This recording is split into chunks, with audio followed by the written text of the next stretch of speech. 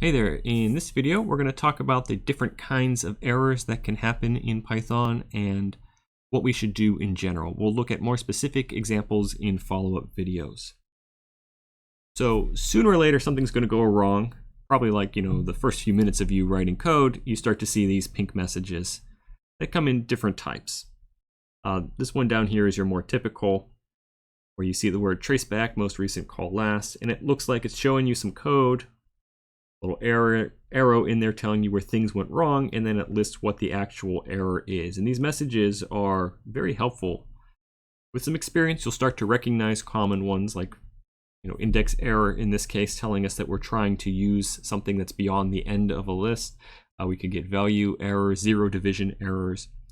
If you don't know what an error message means, all you need to do is just copy and paste it into Google, and you'll find tons of discussion of, hey, why did this happen? And somewhere in there is probably someone did something very similar to what you did to cause the code to crash. And then after a while, from experience, you start to recognize, what kinds of things cause any individual message. This is a big advantage over some languages. Like languages like C will just not work.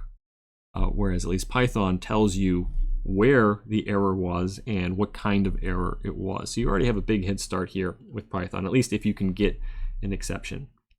So your kinds of failures in Python come in three broad categories. The first one is syntax errors. These are errors where your Python program never actually ran in the first place. It's not valid Python code. The second category is exceptions. These are your most common, where you get some kind of message about what went wrong, and it's a matter of diagnosing why that happened and how to fix it. And then your third category is the worst by far, which are your bugs, where the code runs but it does not do what you were expecting or what you wanted. The stupid computer did exactly what I told it to, and unfortunately that's not what I actually wanted. So in the following videos we're going to look at this buggy code that we have here, and we're going to try and figure out what's wrong with it and how to fix it.